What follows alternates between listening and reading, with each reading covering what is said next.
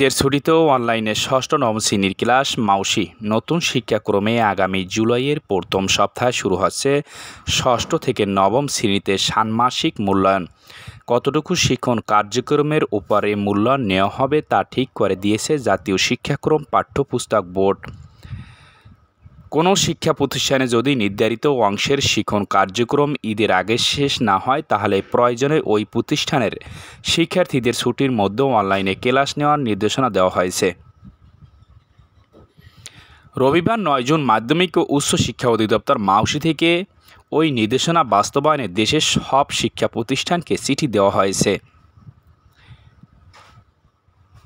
চিঠিতে বলা হয়, এনসিটিবির পাঠানো চিঠির আলোকে 2024 শিক্ষাবর্ষের মাধ্যমিক পর্যায়ের সব শিক্ষা প্রতিষ্ঠানে ষষ্ঠ থেকে নবম শ্রেণীর বিষয়ভিত্তিক ষান্মাসিক সামষ্টিক মূল্যায়নের সিলেবাস এবং এ সংক্রান্ত নির্দেশনা অনুযায়ী প্রয়োজনীয় ব্যবস্থা গ্রহণ করতে নির্দেশক্রমে অনুরোধ করা হলো।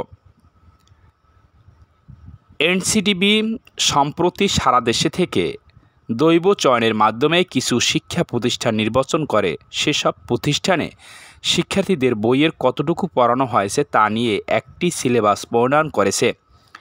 তাতে ষান্মাসিক মূল্যায়নে বইয়ের শুরু থেকে কত পৃষ্ঠা পর্যন্ত মূল্যায়নে অন্তর্ভুক্ত হবে তা নির্ধারণ করা হয়েছে। আগামী 12 জুন পর্যন্ত শিক্ষা প্রতিষ্ঠানে ক্লাস চলবে। এরপর শুরু হবে ঈদুল আজহার ছুটি। ঈদের ছুটির আগেই নির্ধারিত অংশ শেষ করতে নির্দেশনা দিয়েছে এনসিটিবি। এতে বলা হয়, প্রয়োজনে অনলাইনে ক্লাস করাতে হবে। অভিভাবকদের সামাজিক যোগাযোগ মাধ্যমে মোবাইল গ্রুপে নির্দেশনা প্রদান করে শিক্ষার্থীদের বাড়িতে বসে কাজ শিক্ষকরা পর্যবেক্ষণ করবেন এবং ফিডব্যাক দেবেন। এছাড়া স্কুল বন্ধের আগেই ছুটির মধ্যে শিক্ষার্থীদের করণীয় অভিজ্ঞতার ধাপগুলো সহজ ভাষায় বুঝিয়ে দিতেও শিক্ষকদের নির্দেশনা দেওয়া হয়।